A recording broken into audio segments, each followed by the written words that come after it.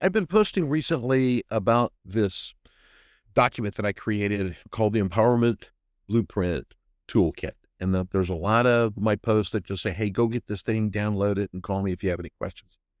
And as I'm thinking about that document and the reason why I created it, I thought maybe I would just take the next few days and just walk through the parts that are in the document and why it might help you, and then where you may have some questions and see if I can answer them here.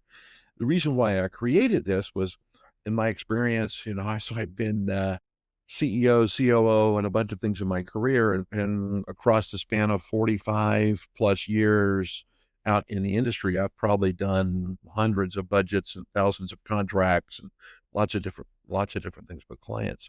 So I kind of understand where everybody's at heading into the end of the year. You may be struggling with, where's my focus, and how do I complete a successful 2025 yet plan for 2026 while keeping my team engaged? And how do I fix the gaps, right? This is the part of the year where we're kind of heading off and we have those feelings around, here's my gaps and here's my frustrations. So today I'm just going to talk about the first section in this document, and I call it the 7 signs of disempowerment. I'm going to walk through these 7 things and a little bit about how they impact your business. I've got them up on my screen, so if you see me reading, I'll just just bear with me on this. But the first empowerment sign is every decision still comes back to you, and you've become the bottleneck. In other words, you become the constraint. A lot of times when you are working with a team that is feeling unsure, they don't know where their gates, their decisions, and their authority and capacity lies, they're going to come back to you for decisions. And part of that decision process could be because they're looking for justification, they're looking for your thinking on, hey, is this a good idea? They may just want to feel reaffirmed, right, that they're not going to get punished for the decision that they're making. But you do become the constraint. So one of the initial things that happens in the 7 signs of a disempowered team is they keep coming back to you. The second is you keep fixing things that others should own. You're managing, not leading. When I work with my clients, I talk about 3 things. I talk about do, manage, and lead. Do is the stuff that we have to do. There's some things as a leader we do. There are things that we manage. Managing means that we're resourcing, inspecting, following up, making sure that the team is on schedule, on time, and in budget. 3 simple metrics that help a business thrive. And the last thing we do is lead, which is influencing and co-creating an outcome that you're moving together for. That's where you're working with your team. But when your team is coming back to you, you constantly find yourself in this mode where you're fixing stuff that you think the other team, that your team members should be fixing, and it's probably because they're unclear. They don't know what they should be fixing. So in order to get it fixed, it's got to be you. The third is problems land on your desk without solutions. And it just kind of hooks back into the first one where I talked about every decision still comes back to you. When generally what happens is when you're kind of in that mode and with a disempowered team and they keep bringing you things and the problems land on your desk, it's because they're unsure about presenting that solution to you. They may not feel that they have the permission to present a solution, or you haven't set the expectation with them that, hey, if you come to me with a problem, I'm going to look for a solution kind of in the mix too. The fourth is meetings drain more than they deliver.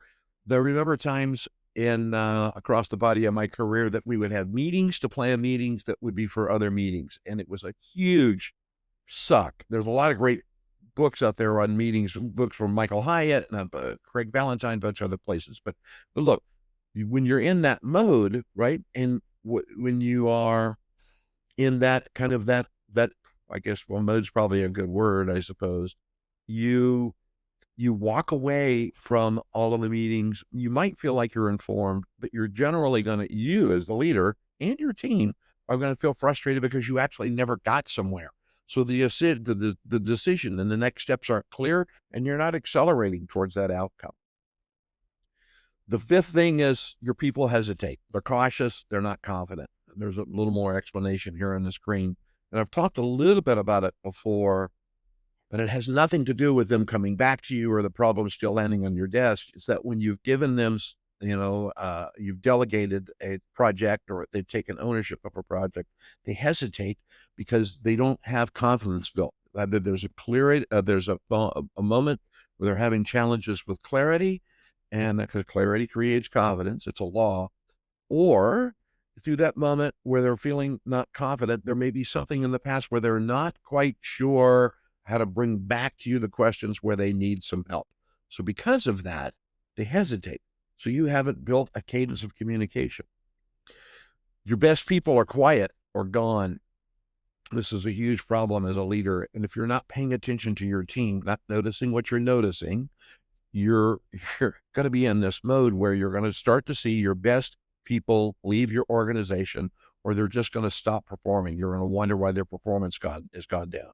And in that case, sometimes as a leader, and I've been guilty of this in the past, where I felt like they could be in that mode just because maybe there's something going on in their personal life that's interfering that I don't know about. And you kind of let them off the hook. You should never be letting them off the hook. So when that occurs, that's an equal sign of a disempowered team. And number 7, the last one that we'll talk about today, is you're carrying too much yourself. As a leader, there's a rule that I've always taught to leaders and that I've lived by, which is first in, last out. The leaders set the pace, right? People will only work to the level of expectation that you set for them. And if you set a low bar, they're going to give you a low bar. So set a high bar, but that also means that you have to live to that high bar. And when we're living with that high bar with a disempowered team, there are times that it literally means we're picking up all of the weight because we feel like it has to be done. We feel like it is us. We end up in the other word, which is need. I need to do this because it has to get done. And if it doesn't get done, it's going to slow everything down. So I wanted to spend just a few minutes today talking about these 7 signs. Now, the rest of the document, we'll kind of take a look at other sections in here, and I'll answer some of the questions I've had kind of here live as we go through these. But the rest of the document also talks about how to assess yourself as a leader and assess your reports as leaders, because it's not just about you. You can be marvelous at what you do, but if your team isn't marvelous, it creates its own challenge. And then the last part of the document focuses in on, now that you know this information, what do you do with it? We only have 24 hours a day, that man-made time construct that we live in. How do we live within the body of that time, and where do we focus, and what's the value of that focus? So that's really the parts of it. Today, we want to start with the disempowered team.